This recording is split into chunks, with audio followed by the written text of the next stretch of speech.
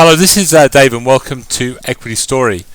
Today I thought I'd just do a special, sort of a little bit of a longer video, and I'd like to look at two things. Firstly, I'd like to obviously have a look at how those weekly buy and sell signals did last week, and secondly I'd like to have a good look at our trending and see how we've done so far this year. Firstly, about the weekly buy and sell signals, I think last Sunday on Einstein's trading blog we said the chart gives the impression the market will retreat, and coupled with Yellen comments on Friday where she replied rates was likely a week to be cautious, and it certainly was. I think you can see here this was how it started the week off. I think the market ended down about about nearly around 2.5%, and it certainly was a pretty weak week. Obviously, as a result of that, the stocks that we said were bullish were generally sort of slightly held back a little bit, but certainly those stocks that we said were going to be bearish really did. Obviously, that sentiment last week really did click in very strongly. Just having a look then at the ones that we said we believe were going to be sort of pretty bullish. Some of them were still actually incredibly did really well and were actually very bullish by the end of the week, and certainly one of those, ISU. If you look at that, on a negative week when the ASX was down 2.59%, that was up beautifully. ISU up 9.35%. That was by the end of the week. At one stage it was even higher. Again, HIA was up 4.18%, and again was a lot higher at one stage. I think it was up nearly 10% at one stage. Corporate, again CTD, again end of the week 3.5% higher, and this in such a negative week was again extraordinary. So some of those bullish signals, and TWE was up 1.34%. SXL ended the week up 4.17%.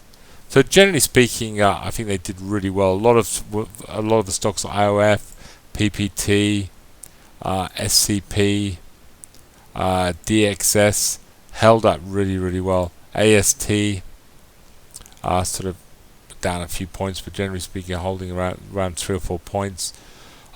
Generally speaking, I think they did really well. And all of them are still holding, like Goodman, holding a pretty bullish trend. And certainly I think I've added them all up there. Certainly have outperformed the market. What obviously you do expect in such a weak market is the stocks that we said had negative sentiment really would get hit strongly, and that's certainly what happened. For example, IPL ended the week down 1.79%, which is really just with the market actually, so you could argue slightly underperforming the market. But again, JHC was down 12.45%, obviously vastly outperforming the market. VRL we said would be a really weak, have a weak week, would be bearish. It was down 8.74%. EHE, again we told you stay away from this. This is bearish. Was down 12.45%. REG was down 8%. PTM was down 9.69%. AGI was down 5.29%. MTR was down 4.76%. MSB was down 8.39%. So again, APN was down and BPT were down. So again, those weekly buy and sell signals really giving us a good indication how the market, if the market's sort of moving up or down, how sort of aggressive those moves possibly could be. If you go back on Einstein's trending blog and you go back for last year, we don't put these results out, they're just a guide anyway, but I think you'd see those alone are worth I think what we charge for the membership of Equity Story, I think they just give incredible guidance. I'm just having a quick look now. So really what I'd like to look at is basically Equity Story and how our sort of trending stories have fared this year. Obviously our 3-year growth stories have just been stunning. 10 baggers have a life of their own.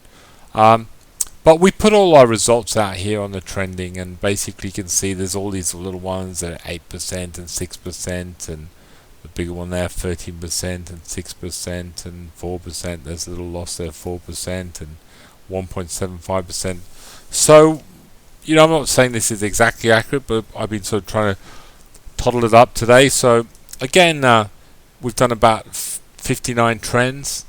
Average so far this year 6.74%, which annualized is over 80% returns, which again is pretty extraordinary. And we've been doing this year in, year out. And you know, I think we're roughly around over 95% of our trends are successful, which is again extraordinary. I don't believe there's anybody that does what we do here at Equity Story, just because I think we have a really brilliant, simple training system that really works. But what I'd say importantly, obviously having 59 trends on and making money all completed, we don't panic. If we get a stock like obviously at the moment we've got MTR, this sort of one that got away suddenly. It had some bad news, it fell, but again it gives a, you know, we always look to put good solid stocks on. It gives a really good dividend. MTR might take it another 6 months. We'll come round. We'll get back out of it, or we might hold it. Maybe we'll only make 3 or 4%. It'll take longer, but when you average what we do up, we're getting these incredible returns over 80%. That's why at the moment, you know, we've actually. I just have a look at what we're trending at the moment. Obviously, FXL. We love the story. Great report. Extremely cheap stock, and I think trending beautifully on this short-term chart. Again, coming back on the weekend and just touching that 10-day moving average and bouncing off. Very bullish. Again, Burston, you know, had a bigger bullish move on Friday than I even thought it would do, but again, just looks absolutely stunning. GHC, again, just look at it on the long-term chart. You know, in a pretty difficult market, this has held up perfectly all week, as has FPH. Vocus, I think obviously we're going to have to be a little bit more patient, but I've just got no issues with one of the great long trends that you can be in.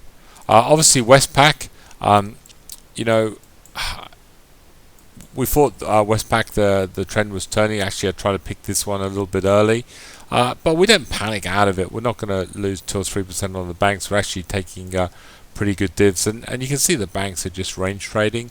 So this might come down a little bit more Westpac, but when it has that little bounce up, we'll bounce out.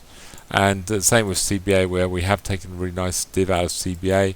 Again, it'll hold this, and I can see it coming back here, and we'll just bounce out of it and end up making a nice little sort of 5% fully franked div, or whatever it is, 4%.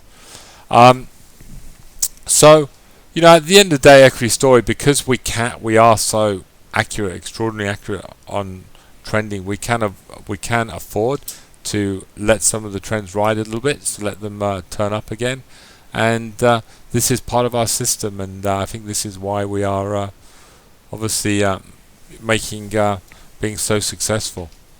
There are sort of a few other trends that we put on that, to be honest, one was the Bear, BAR and BBUS. They're actually stocks we made a lot of money with before.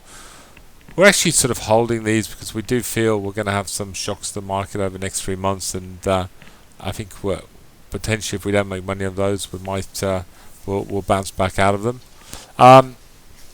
But basically, that's it. And I think obviously averaging every year over sort of, I think last year was a similar amount of money at around 80% returns on these trending stocks is just absolutely extraordinary.